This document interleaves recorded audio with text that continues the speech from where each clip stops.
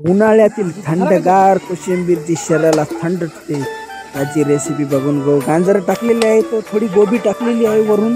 मग नंतर वरून टाकायची काकडीचा थर द्यायचा वरून. काकडीचा थर देणं झाल्यावर मस्त त्याला पांगून घ्यायचं.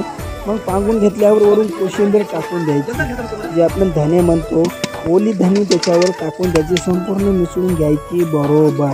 मग नंतर पुन्हा काकडीचा टाकायचा वरून थर. मग काकडीचा टाकल्यावर मग वरून टाकायचा टमाटो. मग टमाटाला बी मस्त मिसळून घ्यायचं बरोबर. काही घाई करायची नाही, कारण घाईचं काम नाही. मग वरून टाकायचं मिरच्या. मग मिरच्या टाकल्यावर मग वरून गोबी. मग गोबी जर टाकली तर थोडा वेळ थांबायचं, कारण की त्याला शांत होऊ द्यावं लागतं. मग त्याच्यावर टाकायचा चटपटा मसाला, जे आपण काळं मीठ म्हणतो. ते काळं मिठाचे संपूर्ण एक पुडा टाकून द्यायचा चवीनुसार. मग नंतर काळं मीठ बरोबर चौकड जावे याची खूप काळजी घ्यायची बरं का, कारण की काळजी घेतली तरच बरं. मग आपलं साधं मीठ वरून चवीनुसार टाकून द्यायचं, जास्त मीठ टाकायचं नाही, कारण की त्याने चव बिघडते भावानं. मग वरून टाकायचे अंगूर.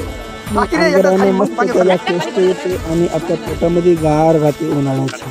मग सर्व अंगूर बरोबर मिसळून घ्यायचं. मग टाकायचं दही, जे की आपल्या उन्हाळ्यामध्ये आपल्या शरीराला गार थंड प्रदान करते. मग दही टाकल्यावर त्याला एकदम नंबर एक मिसळून घ्यायचं बरोबर. सर्व एकत्र करायचं, म्हणजे मिसळल्यानं कसं चवीला बी चांगलं, शरीराला बी चांगलं, आणि आपल्याला जीवन खाण्यामध्ये बी चवीला तृप्त होऊन जाईल. मग त्याला भावनं मिसळून घ्यायचं एक नंबर एक. सर्व मिसळून घेतल्यावर आपल्या चवीनुसार त्याची चव बघायची, आणि मीठ कमी झाले असले तर पुन्हा टाकून द्यायचे.